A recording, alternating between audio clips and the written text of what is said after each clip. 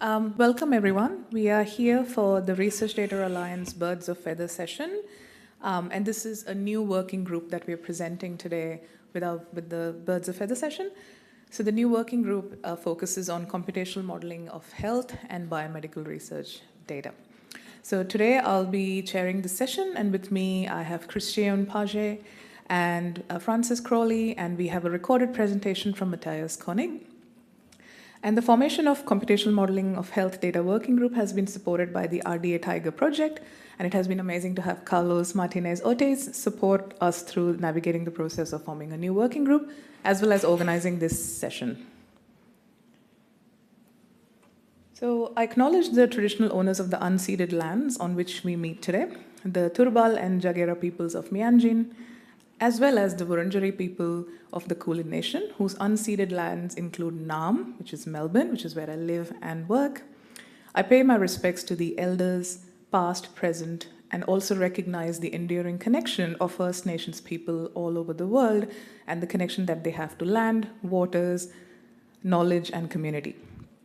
As someone who works in data and health, I acknowledge that Aboriginal and Torres Strait Islander people have been stewards of deep knowledge systems, and I also recognize the importance of respecting Indigenous data sovereignty and the ongoing impact of colonial systems on health outcomes. So for the new RDA members, these are the 6 guiding principles that underpins the way we operate and the way we engage with the community. So today's agenda, I will be doing the opening talk, so I'll introduce you to the overall objectives and the rationale for forming this working group. And then we'll have a talk from Christian on reproducibility challenge and experiences in his area of work. And then we'll have a recorded talk on reproducibility by design, data workflows and pharmacokinetic digital twins by Matthias.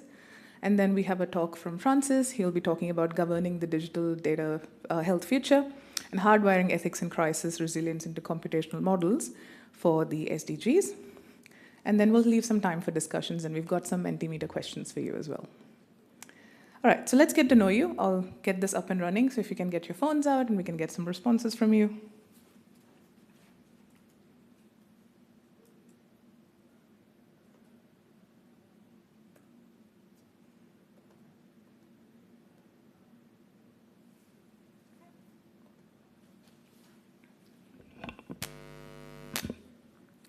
So let me know once you've scanned.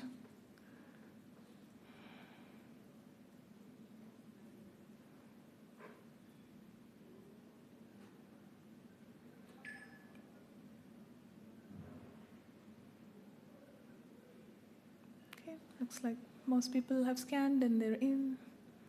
Okay. Oh, that's okay. So yes, which city are you from? So it'll be interesting to know the diversity of the audience.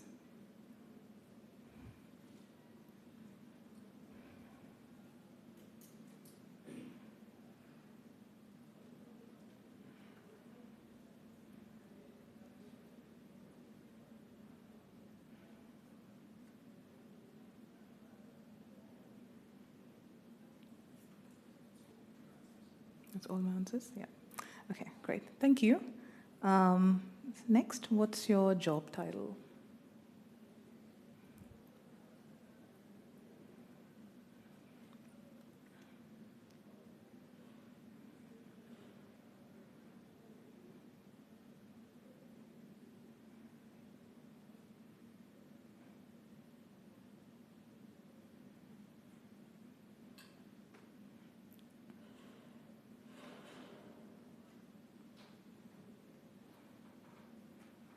Amazing. Lots of researchers here.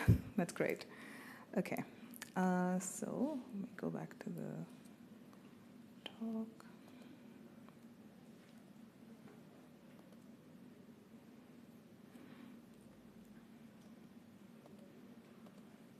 Okay, so I'll introduce myself. So I'm Priyanka Nair-Turkich. I'm a researcher based at the University of Melbourne.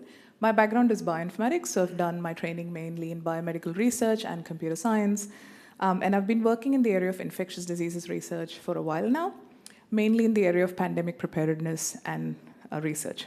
I also work at this group called Melbourne Data Analytics Platform. We're a group of researchers who come from various different domains, archaeology, physics, arts, and biology.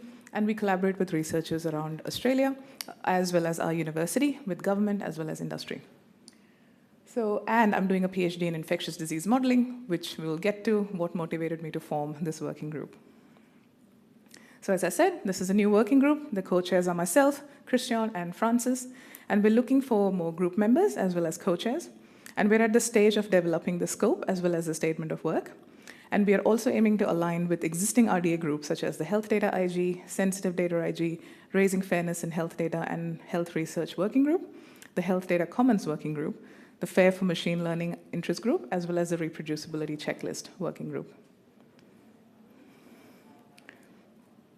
So a brief introduction to models. So what do we mean by models? Models are an abstraction of the real world. So we create those abstractions through different methodologies in computer science. Machine learning models are often used for risk prediction, patient stratification, and identifying partners in large data sets. They can handle complex as well as nonlinear relationships.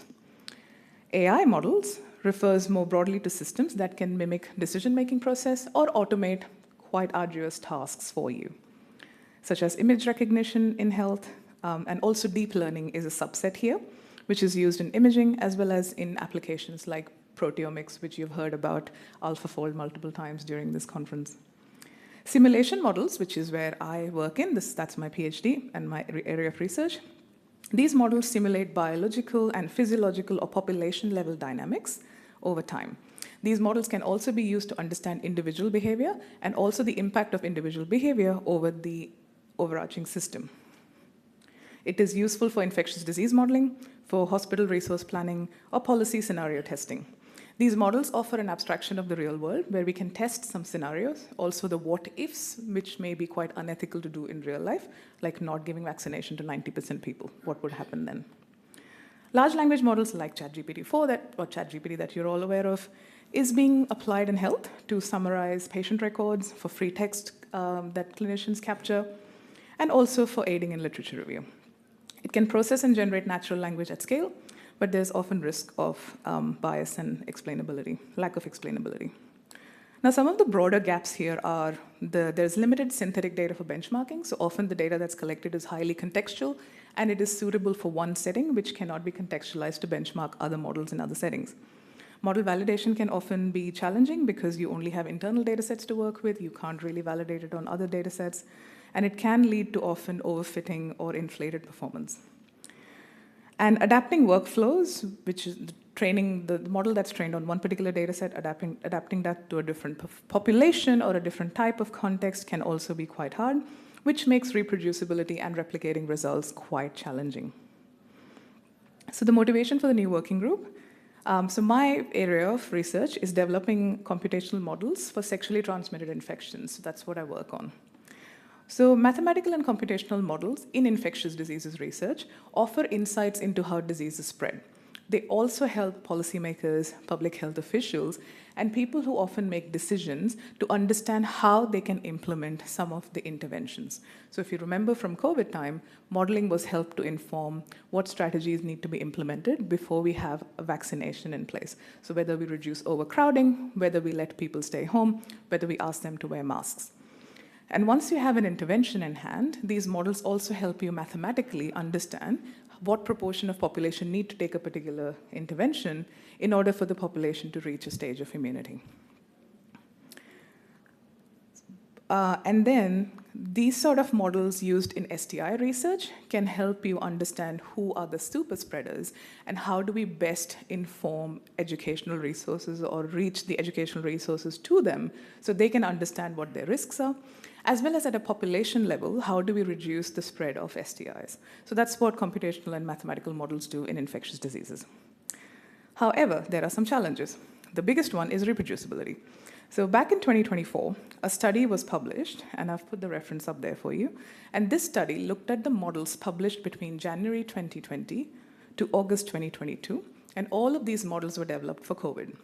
At the time, a lot of models were developed for COVID, because people were desperately trying to understand how the system works. But the reproducibility was a huge challenge for it. So they had randomly sampled 100 models, published models, as well as 100 top cited models. And there was an overlap between those two data sets. About 88 out of 100 randomly sampled studies were not reproducible. And about 67 out of the 100 cited models or studies were not computationally reproducible. The barriers were missing code, incomplete instructions, and undocumented environment. So it is it has been documented and proved that it is quite challenging to reproduce some of the infectious disease models, particularly in the COVID-19 context. In the context of STIs, it's even harder because there are not enough models. The data collection can be quite hard or difficult, and often the documentation is not clear. And some of the assumptions that drive these models, because simulation models are often based on assumptions, they are also unclear. So when you try to parameterize your own research model, even if you're working on the same disease, it can be quite challenging to translate the assumptions from one disease, and even if you're doing the same disease, your context is completely different. And synthetic data sets are also quite difficult to find because we're looking at behavioral data, which can often not be found online or anywhere in a domain that you can access them. And explainability overall can be quite difficult. So even parameterizing the model, why was a particular parameter distribution chosen? What was the assumption that was driving it? Where did you get the data from? Those sort of explainability elements are often missing, even in modeling papers. People don't often justify their model design choices or the underlying assumptions.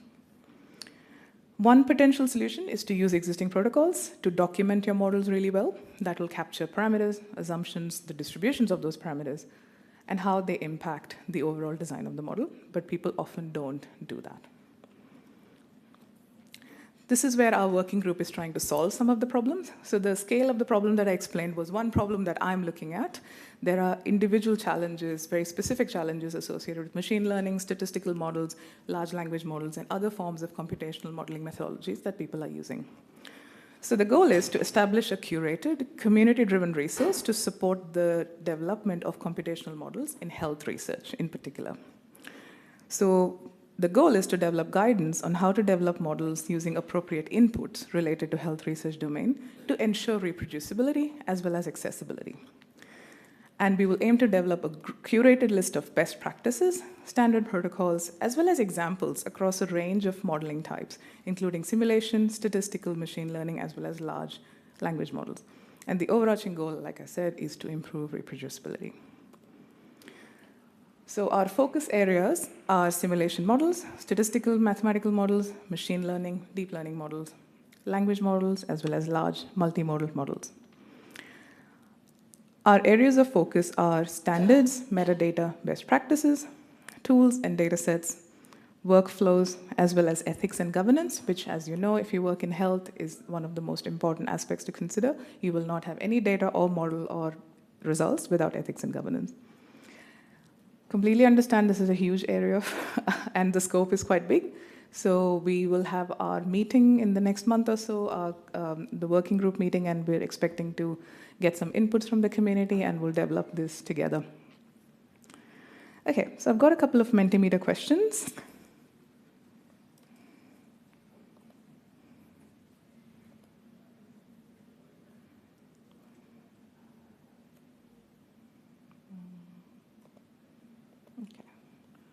We've got a couple of responses already, so if you could put in your responses. And those who joined us a bit late, the code is at the top.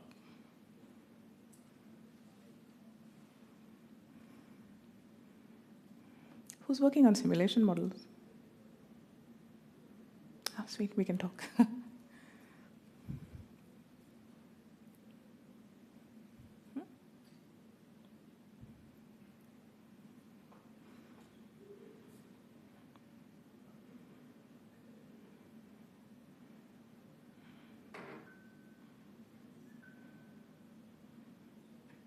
Excellent. Okay, looks like we've got a few responses in.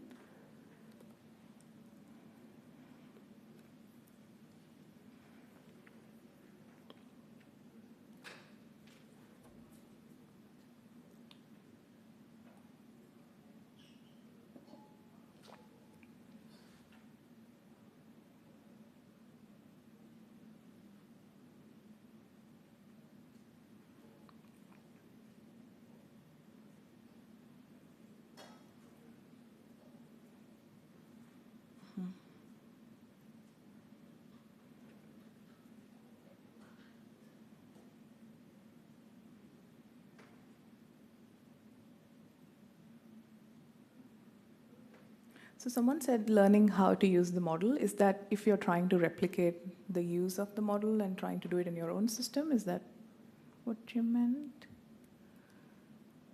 Getting up to speed with using it efficiently. Yeah. Yeah. Understanding the documentation. Mm-hmm. Yeah.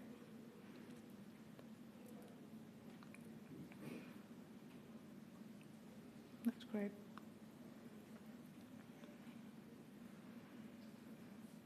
And the lack of data person, the lack of data to define parameters, who's that? What area do you work in, just out of curiosity? Yeah, so modeling of neural and cognitive process. Okay. Okay, yeah, that makes sense. Thank you. Okay, looks like everyone's responses are in. We'll move to the last question for my segment.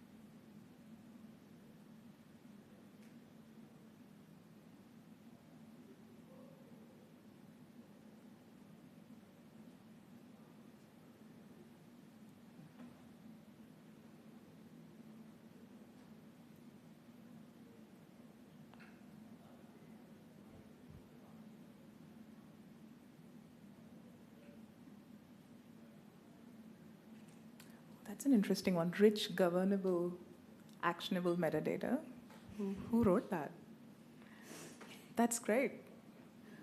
When you say governance, do you mean the sort of secondary use that determines how do you... Allowing the metadata to actually control how it can be used and what can be done with it. That's great. Have you had any experience with not being able to do that? Well, I mean, no, I know I'm not an end user, but that's what MediaFlux is designed for. So. Yeah, I know what you mean. Yep, MediaFlux is great. I'm trying not to No, it makes perfect sense. right here, but, yeah. No, that makes perfect sense. I think given that I mostly work with biological and health data sets, I think metadata is so important as well as ontologies. And without metadata, you can't really have good ontologies either. So they sort of define the relationships between the data terms, which make a huge difference in health and biomedical research in particular. Excellent. Okay, so I will stop there. And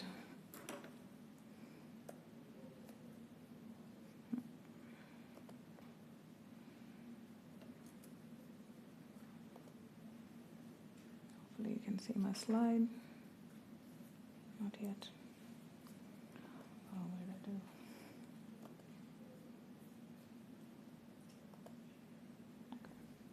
Okay, perfect. Okay, before I hand over to Christian, are there any questions for me? Yes, Francis. Oh, yes.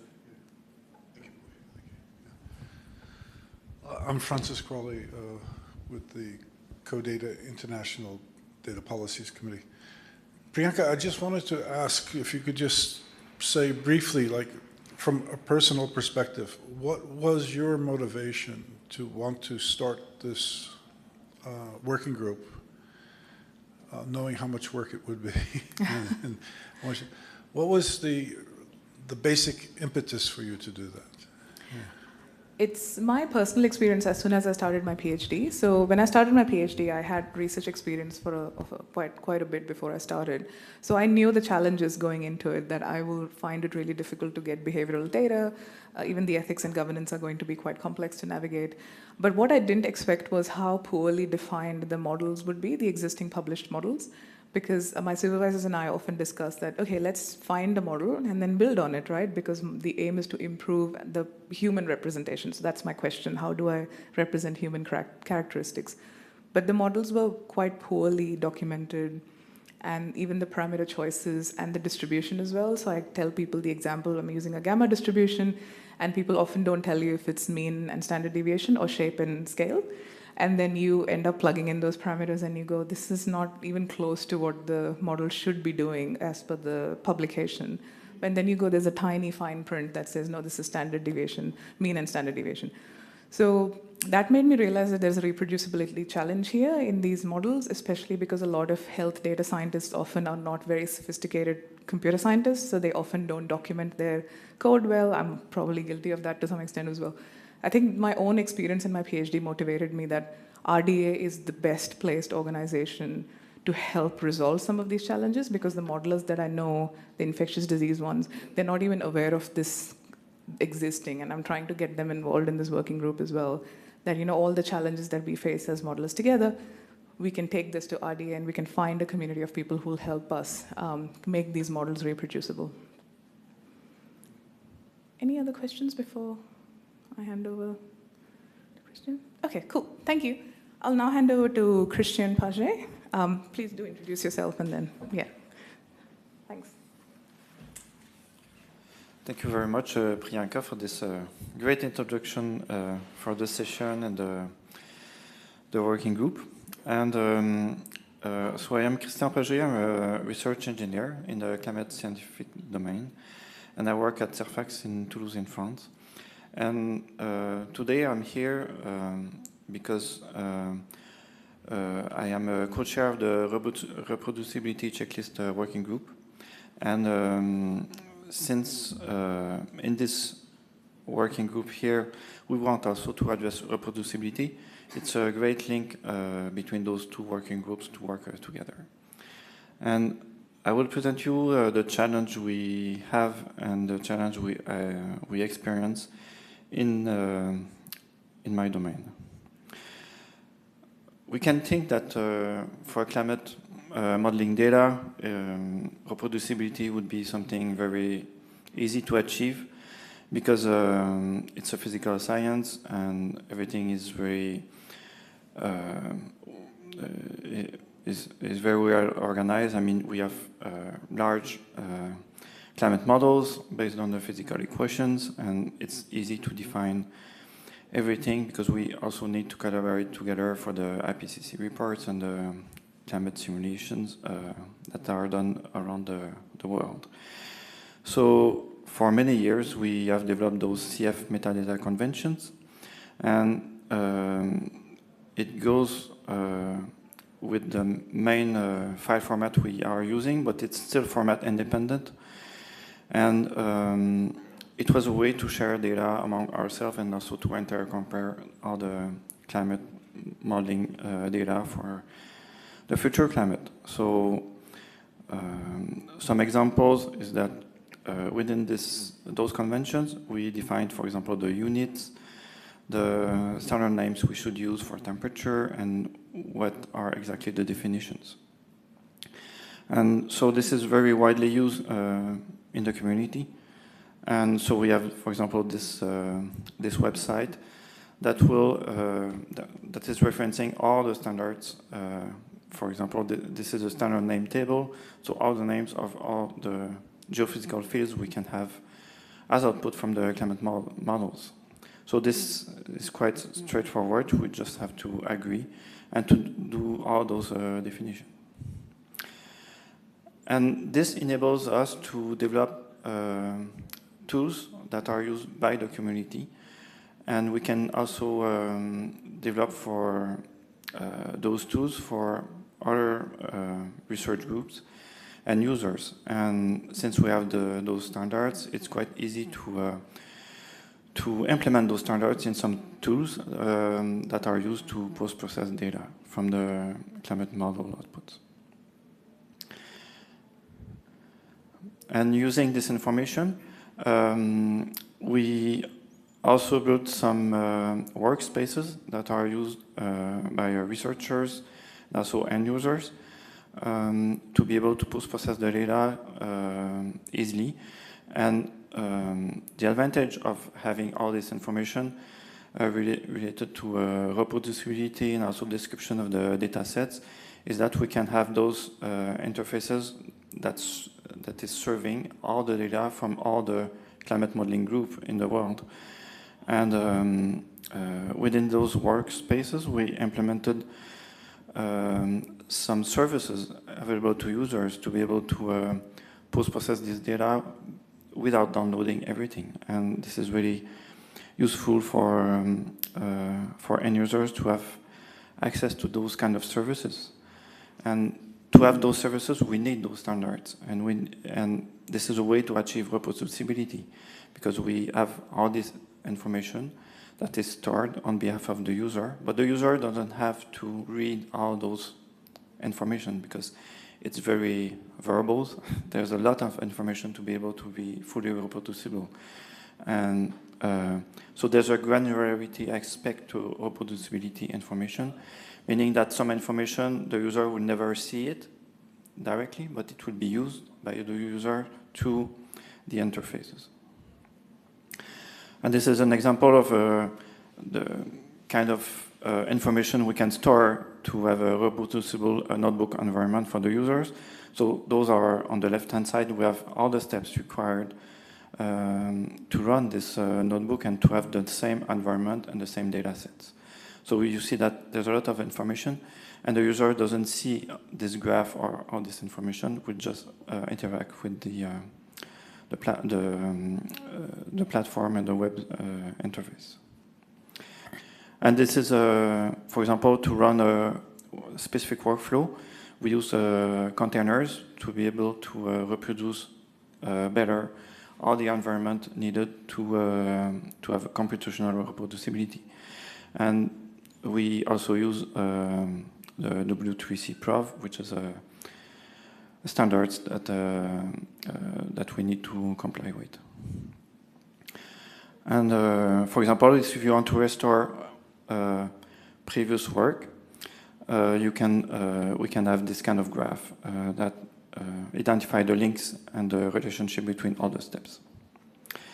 So the challenge, it's for interdisciplinarity and sensitive data. It's often an issue with GDPR.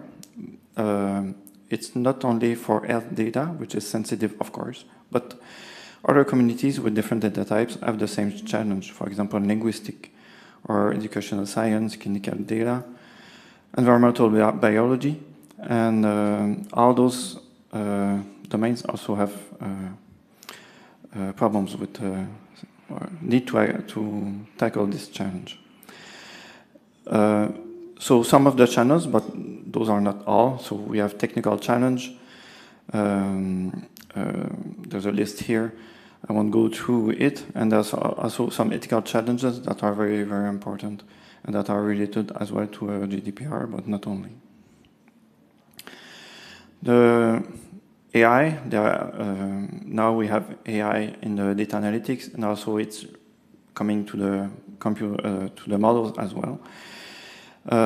This, to have fair compliance for AI is,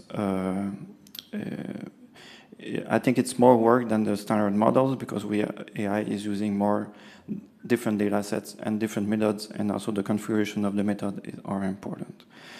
So this work, also in RDA, we have the FAIR for ML. I think it's a very important working group to work with, to be able to have a better reproducibility for AI. And for climate science and application, reproducibility is very important, because this is the basic of good science, and it's related to A and R in FAIR. And AI methods, they link together, as I said, several things within one workflow. So I think it's very important to describe all those different aspects within the metadata. And so this is not something that is straightforward to do. So we need to really think about it. So I will stop here. So I hope it was interesting, and I'm here for questions.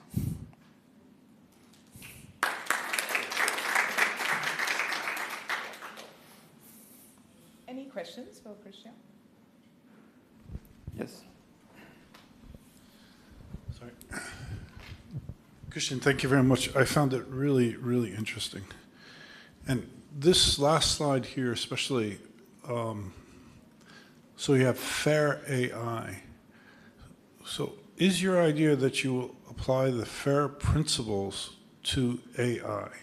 And can you make them match the same way they apply to data? Or is it just applying it to data for the AI analytics, or is it applying it actually into the algorithm or so? It's both, but we discussed this question in the FAIR for ML session, and from the discussion we had, the outcome was that the FAIR for ML was closer to the FAIR for RS, so closer to software than data. So the FAIR aspects for the AI methods were closer to the principles they have for the software. But of course, data it is important for data as well, but data will be closer to what we already have. But the problem is in the workflow, as I mentioned here in the second part, is that when you use AI, of course, it's like if we have a climate model, the data set is important, the configuration is important. We have greenhouse gas concentrations, aerosols, and those things that are data sets you used as input to the model, and we have the same thing for AI. But the problem with AI is that you, even the same method, if you have specific implementations, you need to describe those. And we have the same thing in climate models, because you can have parameterization, physical parameterization, and they can be different. For example, for precipitation, convection, and things like that, they need to be described, and it's a lot of work to describe those models. And I think it applies in the same way to AI methods as well. And I think AI-ready data sets, I think it's a different issue. And it's important in the fairness for reproducibility, because when they are AI-ready, sometimes they lose the metadata information, and it's not as well. The description is not as comprehensive as before it is AI-ready. But if you to just state an example, not to be too long, you have ZAR, which is a format that is similar to NetCDF, but more AI-ready than NetCDF is. So and you still have the CF model as well, convention. So I think. Thank you very much. And I'm naive to climate science, and just a very fundamental question. That there are different models and different time scale. For example, forecasting the tomorrows, and so also forecasting 100 years future. And so how many models are in open domain or closed? Because forecasting the weather is a kind of business, and so each company has their own models, it seems, and so they sometimes change. Their forecasts are different, and so in this area, how much are open source, for example, or models? Or so you can count or countless, or so it is another question. In fact, there's no commercial company that can afford to run a climate model, because it's very, very expensive. Only large research institute can afford to do that, and they are all open. And there are several versions, but roughly it's around 25 centers, if I can say a number. It's on this order, not more. And so they are all open, and they are. In some research institute, they use the same code for weather and climate, but with different configuration, because of course you do not run a climate model the same way as a NWP model, even if it's the same code base. And so all of this is open thanks to the CMIP and IPCC. So there's no. So as I said, there's no commercial company that can do that. Only Google attempted to do something using AI. So AI is also coming to the modeling aspect.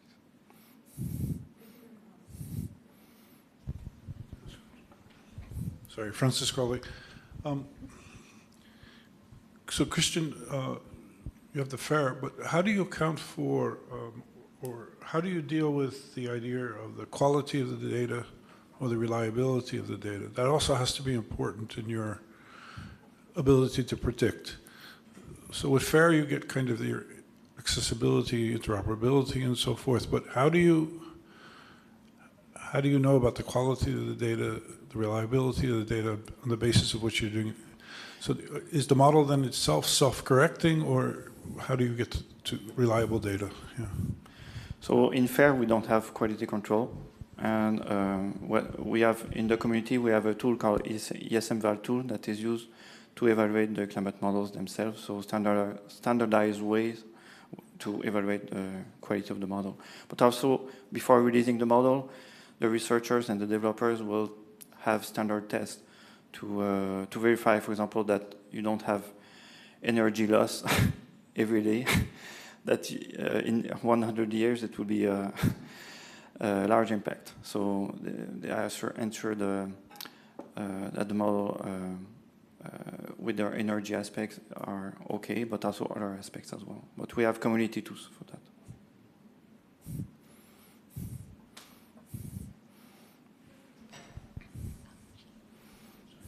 Leslie, I'm an architect. I was just going to say, there's also groups that spend a lot of time running the models from using actual past weather data and climate data, so that they're validating the models and then comparing those models. It's a big thing at ANU that they do. Yeah. Yeah, thanks for this comment. Hello, Christian. My name is Lily. I just have a curiosity around those challenges. I think in one of the slides you have listed a bunch of challenges.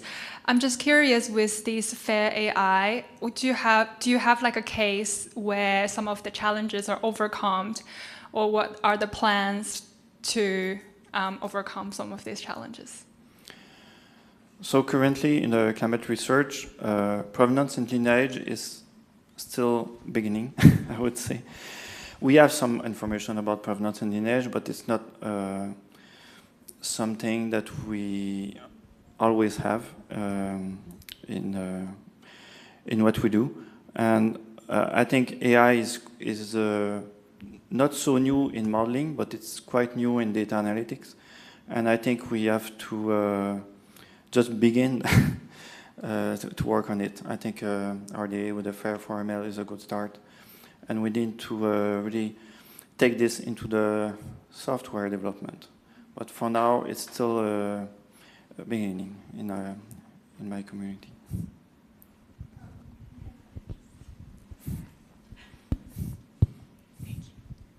When you say software development, would that be some sort of application or a web server?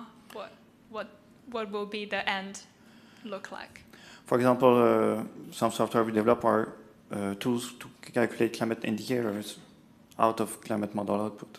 So those are products that are more suitable for end users. And in those kind of tools, you can also have AI to accelerate and to have better performance, because sometimes you need to do multi-model analysis and the datasets are very large. So you want to benefit from the speed of AI. But in that case, then you need this fairness of AI. Thank you. Any other questions? Can I ask one as the Yeah. chair? I'll just take this close to me. I've never worked in climate modeling before, so I'm curious about what provenance means in climate modeling. For example, if you run a climate model, you need to post-process the data. For example, you need to have to do some bias correction or downscaling. Those are techniques that are scientifically proven and that you need to do. But when you do, for example, bias correction, you need observation data set to do this bias correction. So when you have the final product that is bias corrected, then you need to know which reference data was used to bias correct. And if you calculate, for example, climate index, then you need to know which data set was used, because you only have the final products. Yeah, okay, that makes sense. Great. Thank you, Christian.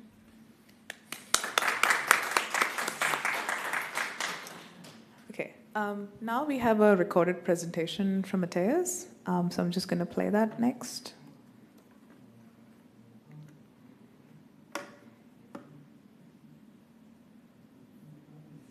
Dear RDA community, my name is Matthias König and I lead the systems medicine of the liver research group at the Humboldt University of Berlin.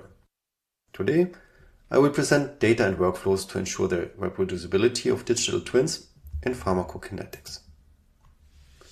Let me start by introducing the concept of the digital twin. The digital twin is a virtual representation of a real patient, enabling the computer-based exploration of individual medical questions. It is built on mechanistic computational models which are personalized using patient-specific data, such as laboratory values, medical imaging, genomic data, or sensor information. The goal is to generate more precise predictions of disease progression or treatment effects, thereby providing better support for medical decision-making. A central application area of my research is the digital twin in pharmacokinetics. That is the question, how are drugs absorbed, distributed, metabolized, and excreted in the human body? A key question in this context is, why do drugs work better in some people, while in others they are less effective or cause side effects? The goal is to use simulation-based predictions to contribute to a more personalized and safer medication strategy. To make the concept of pharmacokinetics more tangible, I'd like to show you a simple but very illustrative example. Caffeine. We're looking at a healthy young woman who drinks a cup of coffee. This corresponds to approximately 100 milligrams of caffeine. After ingestion, the caffeine concentration in the blood rises and reaches its peak concentration after about 1 hour. After that, the concentration gradually decreases. In the liver, caffeine is metabolized into paraxanthine, an important step in the individual degradation process. If we repeat the same experiment with different individuals, we observe clear differences, both in the maximum concentration and the time to reach the peak. And this is exactly where my research comes in. Where do these differences come from? Which physiological, genetic, or disease-related factors influence pharmacokinetics? A key building block in the development of reproducible digital twins is the integration of heterogeneous data. To supply our pharmacokinetic models with high-quality data, we developed PKDB, an open structured database for pharmacokinetic time courses and parameters. PKDB contains data on a wide range of drugs and test substances, including a variety of clinically important compounds, liver function tests like ICG and caffeine, substances for metabolic phenotyping such as dextromethorphan or clozoxazone.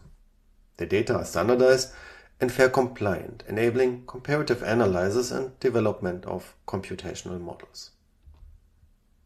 Thanks to the standardized and structured storage in PKDB, it is possible to perform cross-study analysis. For the substance caffeine, for example, we were able to create a comprehensive meta-analysis of its pharmacokinetics based on data from numerous studies with different doses, populations, and study designs. Such analyses are crucial for model validation, quantifying inter-individual variability, and developing realistic digital twins. Today, I want to demonstrate at the example of climiperid, first, how patient-specific factors can be integrated with these digital twins, and second, how we can ensure the reproducibility of the results. We have a look at climiperid, a medication used to treat type 2 diabetes, which affects over 500 million people worldwide. Climiperid stimulates insulin release from the pancreatic beta cells, leading to increased glucose uptake in insulin-sensitive tissues and a reduction in blood glucose levels. We developed a detailed physiological-based pharmacokinetics models for climiperid. At the whole body level, the model describes the systemic circulation of climiperid and its two main metabolites, M1 and M2. In the intestine, we simulate absorption of climiperid and fecal excretion of its metabolites. In the liver, climipiride is metabolized via CYP2C9, first to M1 and then to M2. And finally, in the kidney, we model the renal excretion of M1 and M2. We applied this digital twin of climipiride to study key factors affecting pharmacokinetics: the dose dependency, renal impairment, liver cirrhosis, the body weight dependency, effect of genetic variants, and simulated virtual patient populations. For instance, we used the model to assess the impact of CYP2C9 genetic variants, such as the STAR2 and STAR3 alleles, which reduce the enzyme activity. Reduced CYP2C9 function leads to higher plasma levels of climipiride and lower levels of its metabolites M1 and M2. This demonstrates how the model can support pharmacogenomic informed dosing. So, how can we ensure reproducibility? A crucial factor for the reproducibility and interoperability of digital twins is standardization of the models, the data, as well as the processes, formats, and interfaces. Only through standardized structures can models be made more transparent, shareable, and reusable, whether in research, clinical practice, or within the scope of collaborations.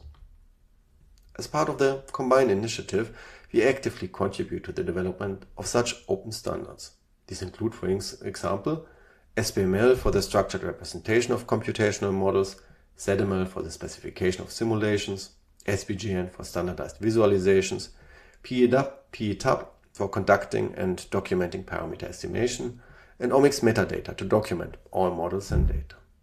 These standards form the foundation for reproducible research, modular modeling, and cross-software interoperability.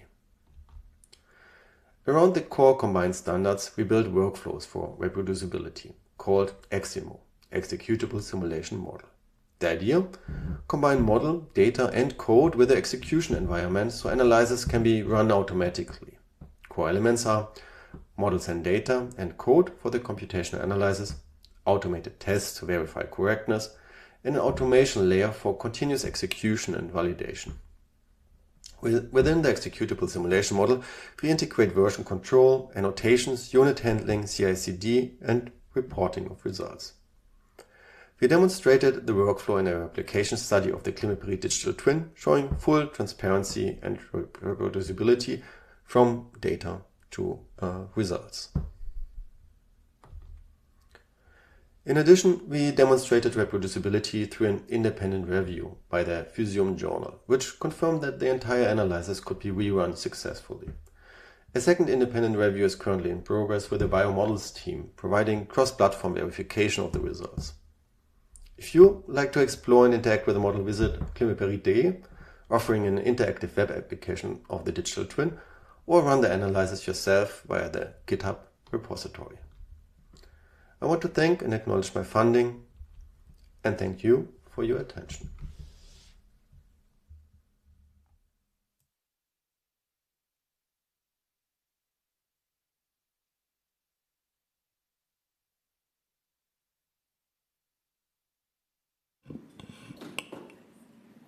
Thank you. It's a shame Matthias is not here with us. His presentation was really, really good. I have questions, but if you have any questions, would the best way be to put it on the app or the shared?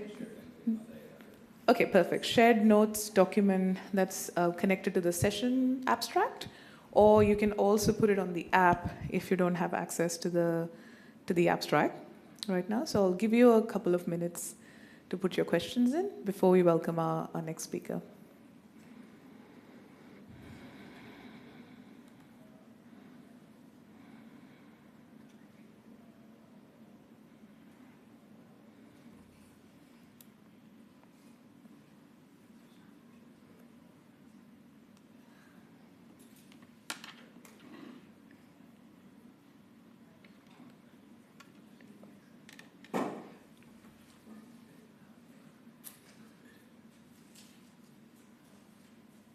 So we can move on to our final, last but not the least for sure, speaker.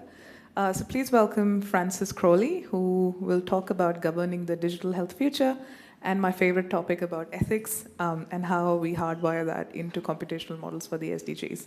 Thank you. Francis, you don't need introduction for this conference, but please do introduce yourself before you start. Thank you. Thank you so much.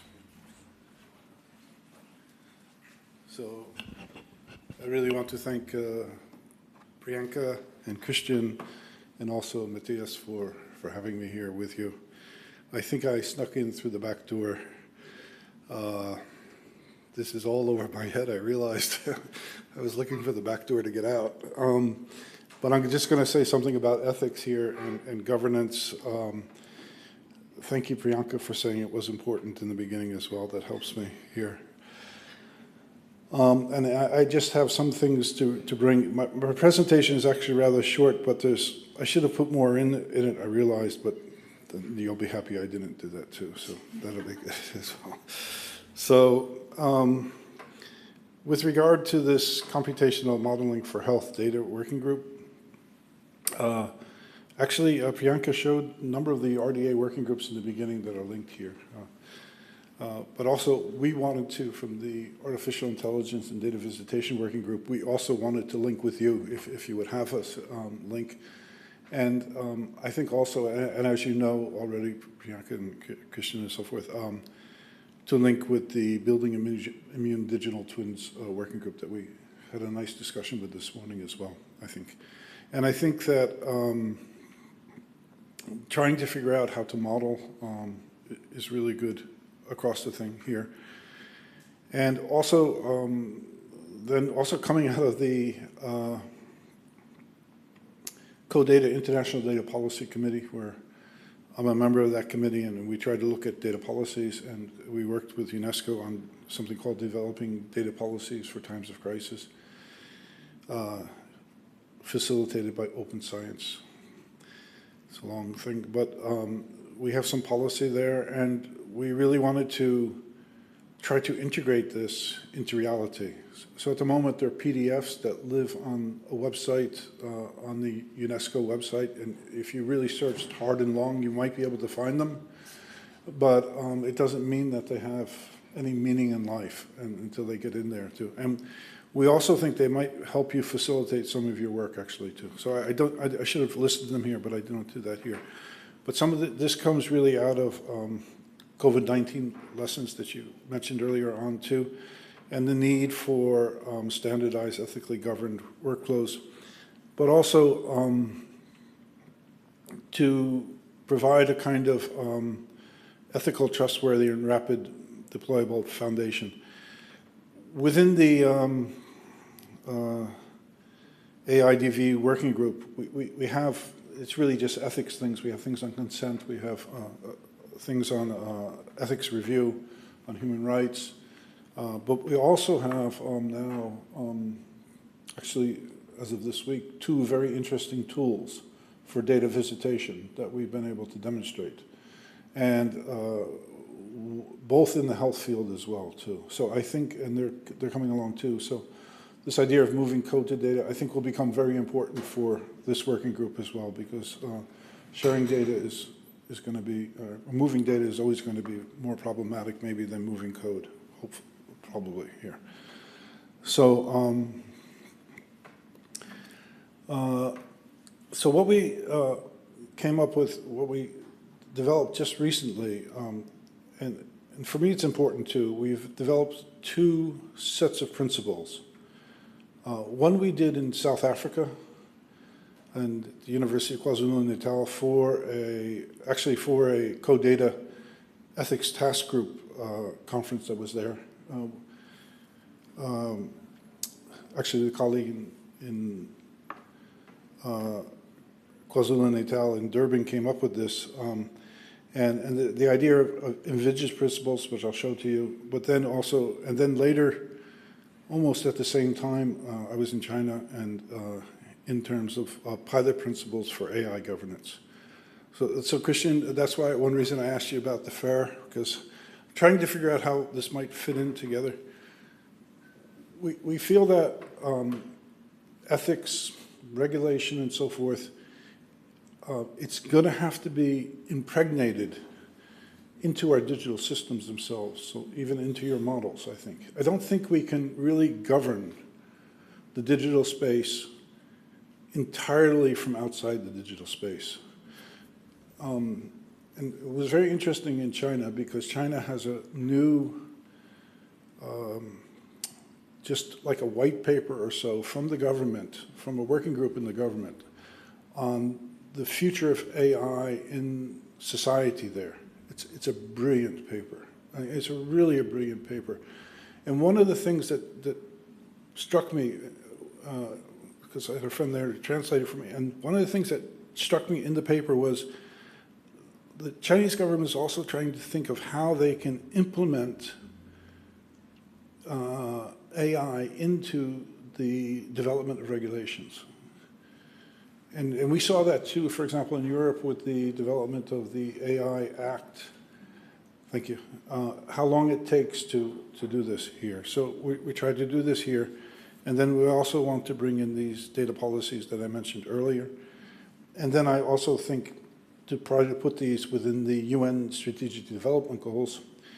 And also, again, what I learned in China, these new digital strategic development goals that they've also introduced to put these into the things here. So we have the envisaged principles and we have the FAIR principles. I'll just show you, or not the FAIR principles, but the pilot principles. And I won't go into this other thing. I didn't go into them. But basically what we want is, with the envisaged principles, and we'll send you a paper because the paper is in development. We also tried to work with open authorship on it too. So it's on a Google Drive and you can just sign up and tear it apart. But we tried to have, with the envisaged principles, we give a kind of ethical, philosophical, and actually a real philosophical background to it as well, from different philosophical systems. But also then to, what's really important for us is the pilot principles, which are principles that we have, that we want to use those as principles like the FAIR principles, but for AI principles. And then just 2 nights ago, we had our RDPC meeting, and our colleague in KwaZulu-Natal said to me, I guess Nature picked up on this, and so Nature is interested to take them up and not just publish them, but I also think to promote the principles, and we want to develop them that way too. And then, they also think to implement them into KwaZulu-Natal's data oversight systems there. So that's all I have. Yeah. Thank you.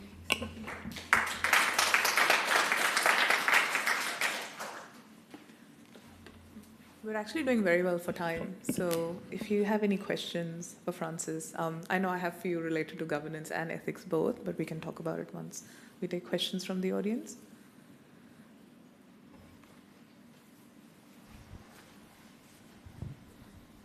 Yeah, thank you very much.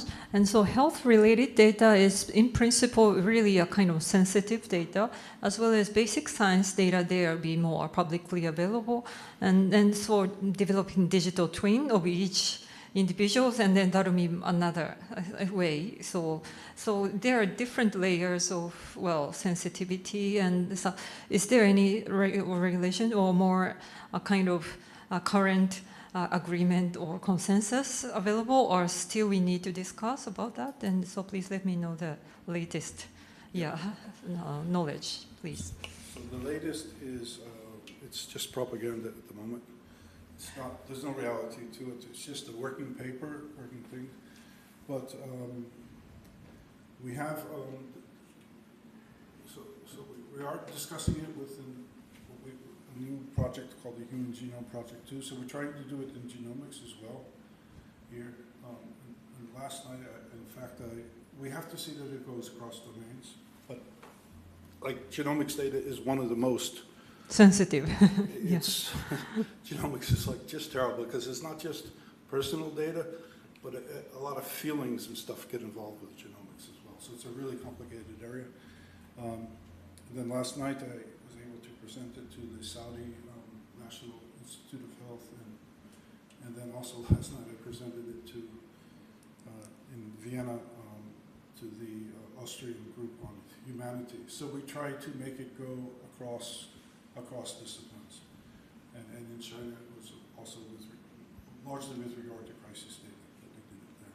So, but we have to see, and it would be, I'm happy to share the link with you, and it'd be really good for you guys just to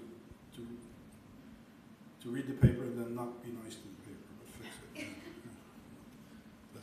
Yeah, thank you. Later, please share your information. Thank you very much. Yeah. My information is easy. My CV is francis@codata.org. That's my CV. Nana? Hi, yeah, thank you.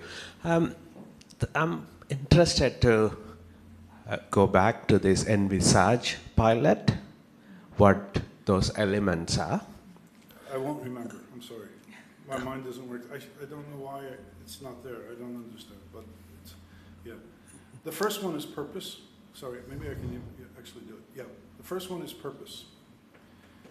I think purpose is a critical principle in anything you do in life. Absolutely. It's also the most critical principle, the most critical word in the GDPR. So I learned a lot from the GDPR about that, and in fact, purpose limitation.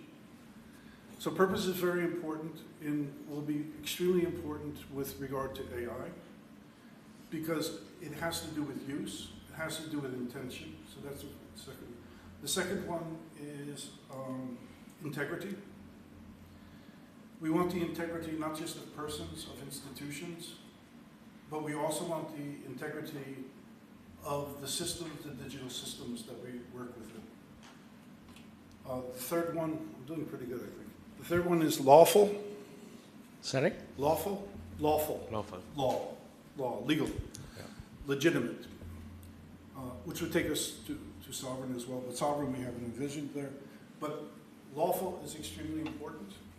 Again, any activity that we do outside our front door must be lawful. And that means not only that we act within the law, but it's also governed by the law, if you want. So it's that way. And so,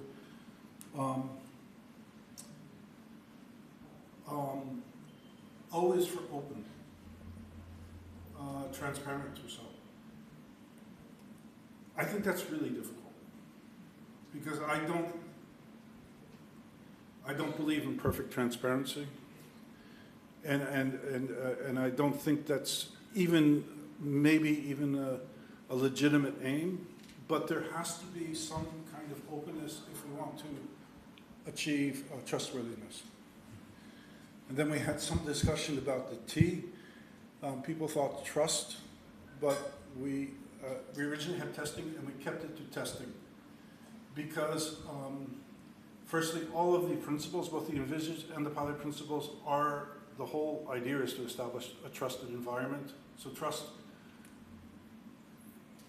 is not something you should use as a principle usually when you want the whole of it to go that way. But testing is tremendously important because testing also has to do with responsibility and accountability. So that when you do launch something into the world, that it's something you understand and that you can take responsibility for and that you can be accountable for. So now I'm going to thank you for testing for my memory. Yeah, the testing for what, if I may ask? Testing the AI model. Is it for the performance or? I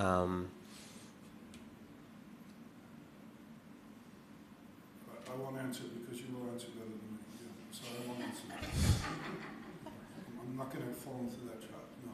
I know you know these things better than me. Yeah, so. But you can. The paper's there, and you can write it into the paper, please. Thank you. Great question. Yeah. Thank you. Thank you, Nana.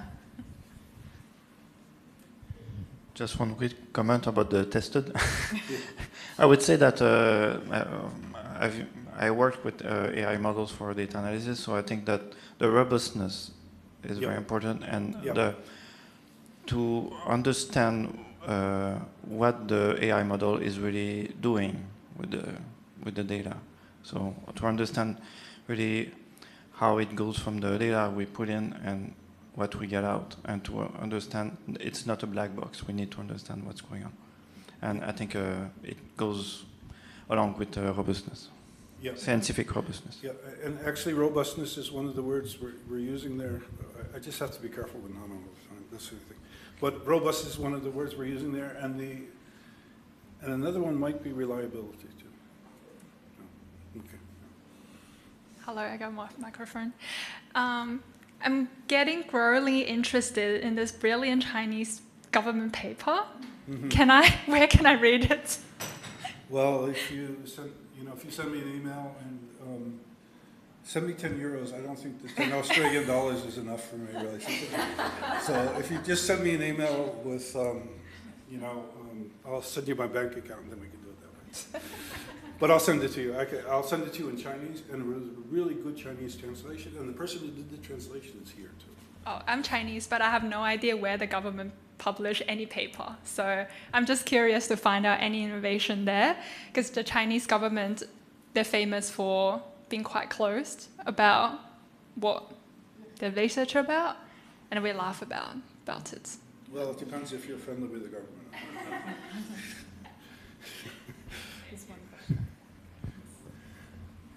No, it's actually it was published in there's also a newspaper article, I think, that China, something in English about it as well. So it's really out there. I'll send you all that stuff. It's brilliant. I mean, seriously, whoever wrote that, it was a group of people who wrote it. It's really, it's not just about China. It is about China, but every society is going to be dealing with exactly what they did. So, anyway, I'll send it to you. Yeah. You can just buy me a coffee. Kia ora. My name is Philip Wilcox. I work at the University of Otago in New Zealand, and I work with genomic information from our Indigenous population. So major ethical issues. One of the sort of principles that we attempt, or set of principles that we attempt to implement in how we work with those data are algorithmic sovereignty principles. So that's not just data sovereignty, but algorithmic sovereignty principles. So I'm curious as to how those thoughts are translated into your practical guidelines that you've mentioned there. Yeah, so I would really like that you would read it. In the envisaged principle, the S we have for sovereignty, I think sovereignty is like the biggest, when you mentioned provenance, I thought about sovereignty too. So I think sovereignty is province, I think sovereignty is just maybe the biggest issue to deal with today with regard to data.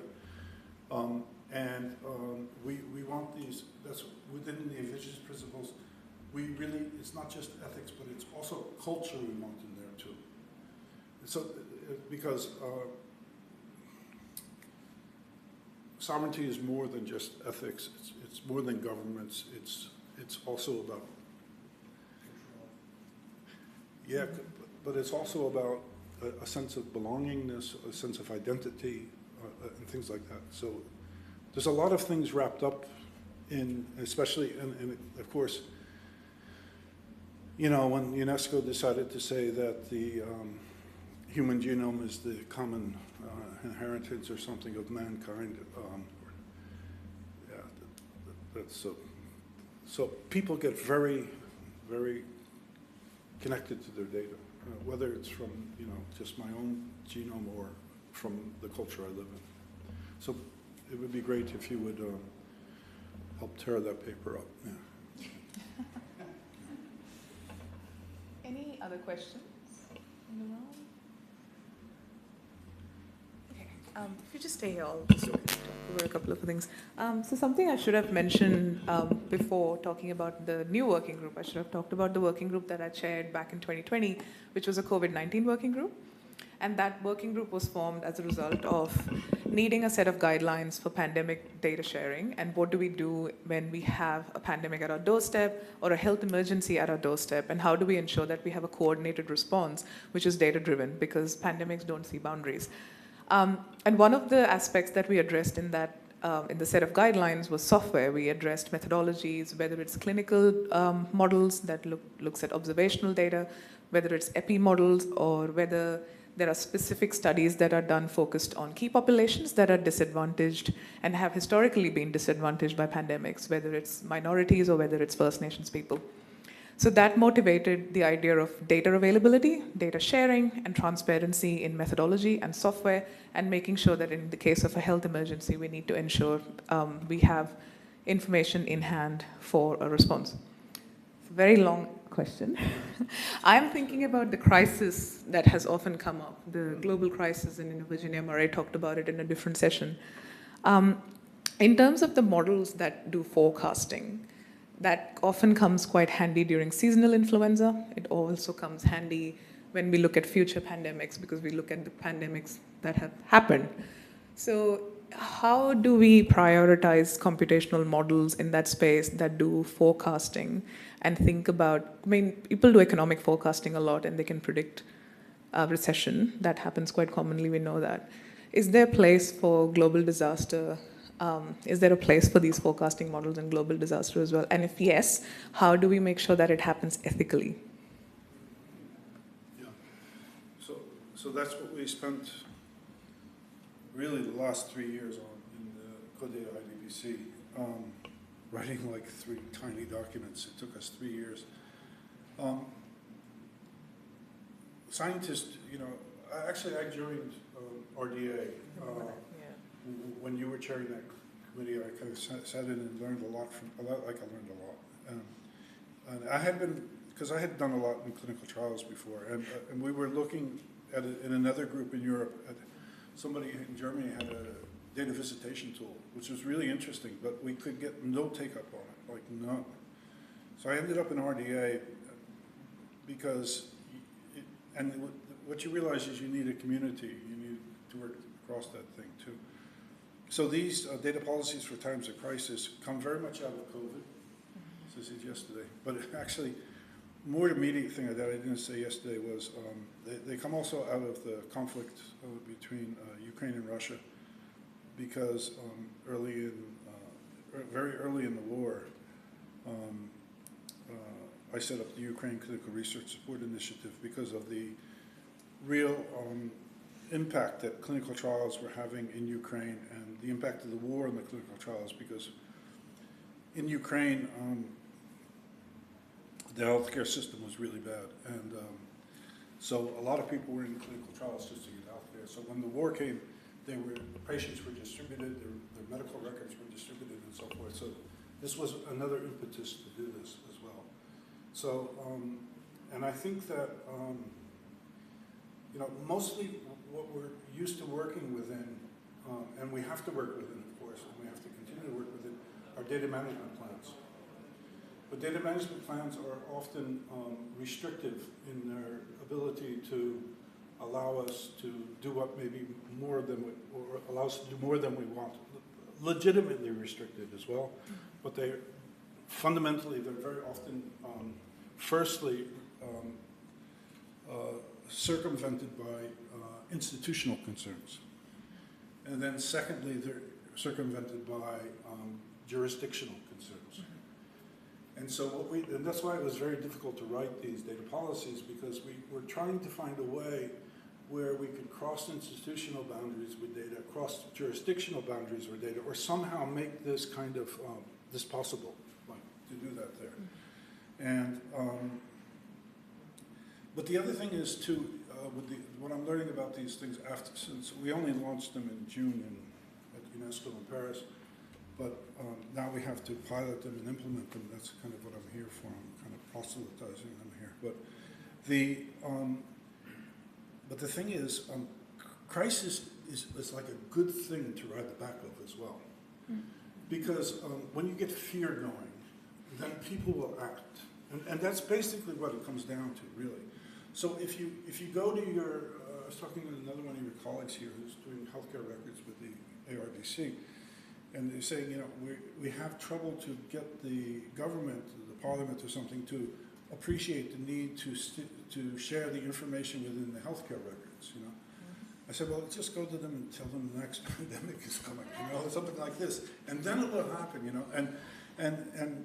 But it's really necessary. And with regard to your question, we have to build this into our systems. That's the idea with this as well. I don't know how to do it. You guys will figure it out, I'm sure, but I don't know. But we have to build it into the system. It can't come, because when the crisis comes, everything breaks down. So, and even what you've built into your system is not going to work perfectly.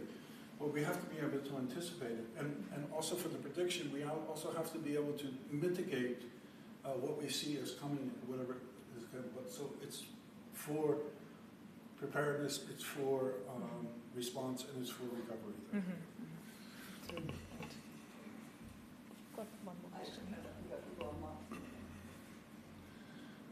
I'm going to come in with my geologist hat on instead. Leslie Almberg again. I was really glad that you had a climate modeler, because as soon as you started this session, I said, oh, I just need to talk to the climate community. But in terms of this crisis response, the earth sciences have been dealing with these things. So your volcanologists and your seismic hazards and the tsunamis. And we saw it in the response to the Boxing Day tsunami that devastated the entire Indian Ocean region. That the entire global community came together around that. And now we have a phenomenal globally linked network to deal with sharing data around those types of crises things.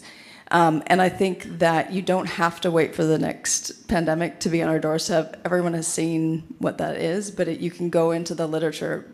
Earth scientists have been grappling with this across, you know, the Iron Curtain and everything for 40 plus years, 50 years.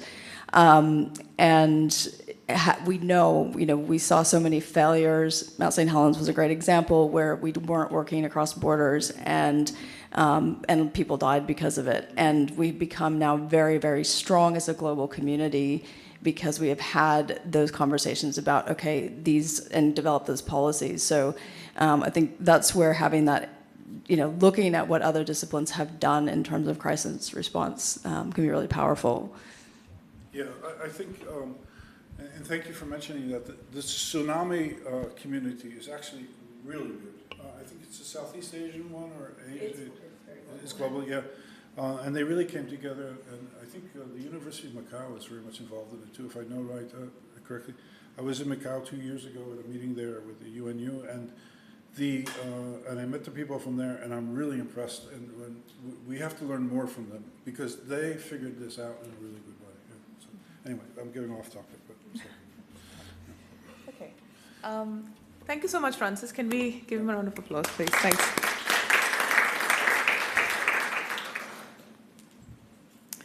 Okay, in the last few minutes that we have, I'd love to ask you some more questions before I let you go for morning tea. Let's see.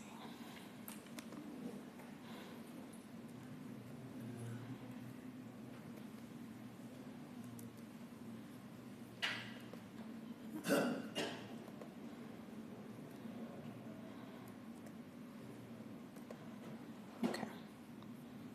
Excellent. Now, so just to get a feel of what standards, tools, or practices have helped you ensure reproducibility in your work, so we can steal them.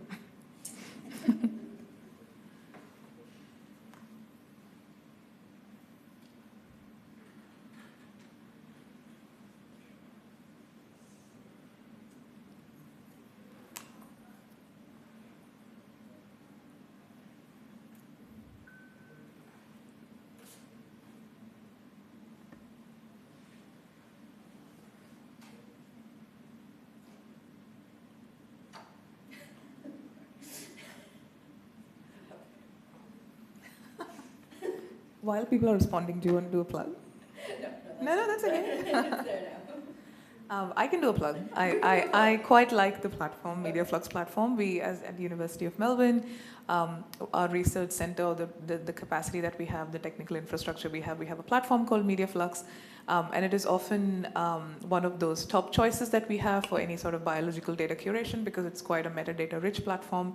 And it's quite a sophisticated resource that researchers can have at pretty much no cost, within reason, obviously. If it goes beyond a scale, then we approach the company and then we get our liaisons at the University of Melbourne to help us with that. So yes, big plug for MediaFlux. And not just health, I would say, for climate and different types of data that requires metadata curation. Yeah, and a lot of genomics and indigenous genomics data. Yeah, definitely.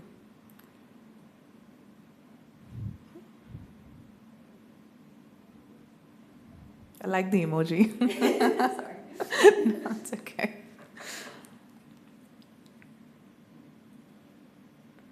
As soon as you walk out the door, come and grab a pen. They're right outside. I plug MediaFlux all the time at work anyway, so it's just been doing it for years. It's all good. And we gave you lunch today. So. That's true. You did Architecta sponsored lunch today. Okay. I think people have put in their responses. I can move to the next question. So what does trust in computational modeling look like in your field or context?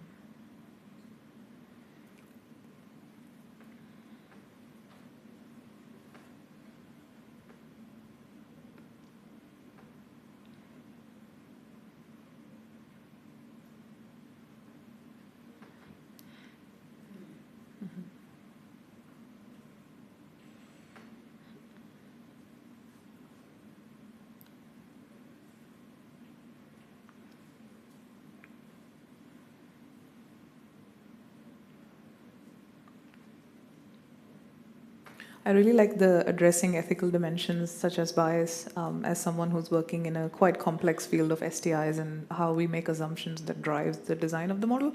And I ensure that if I've made an assumption, it does introduce a bias because it's my assumption as a person. And that needs to be well documented when you publish your models.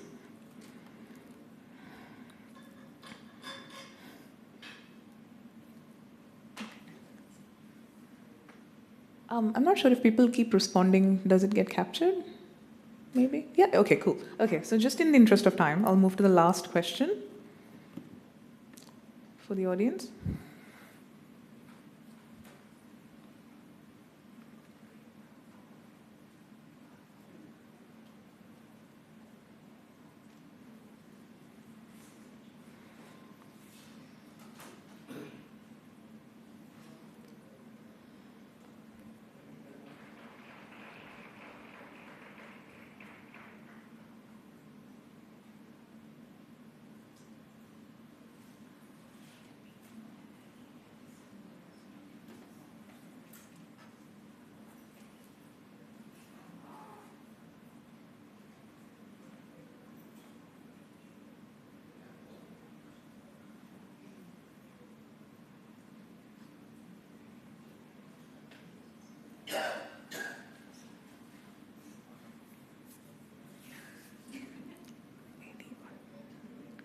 What does that mean? Who's the 80-20 person? Oh, what does that mean, Richard? So I think you're going to decide whether it's Do you want to speak into the mic? Because I don't know if everyone heard. Sorry. Yeah, sorry. Yeah, so I think it could be either the core of what you're doing or the fringe of what you're doing, and it's two different groups depending whether it's core or fringe. That's a really good point. And often it needs to be an enabler, not a barrier, because people sometimes see ethics, equity and governance as barriers, but they're enablers to good research, enablers to responsible research where you are accountable for what you do. So even having a split of what it is, or that would actually be more difficult to accomplish. But if you embed that into something that you have to do, it's not something that you just prioritize or think about. That's how at least I think about health data. So if you're using health data, you have to keep these three elements in the front and center. But there's no way to work around it. It's not something you think about later on or just get it done as a box-ticking exercise.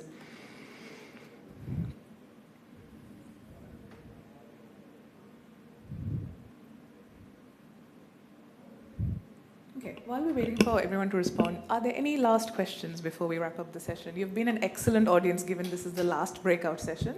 You've had really good energy throughout the session, so I really appreciate that. Francis? I like this last question, if I could say something about it, maybe from my own point of view. In my mind, well, let me first say why. You know, the basic document today, the fundamental document today for research ethics is the Declaration of Helsinki from the World Medical Association. So that's the fundamental document that's used by all the ethics committees and all these people who do ethics and all. In fact, if you do a clinical trial, you have to sign, if you're an investigator, that you're following the Declaration of Helsinki and so forth. The fourth paragraph of the Declaration of Helsinki, which used to be the first and should be the first, there's a sentence there that says,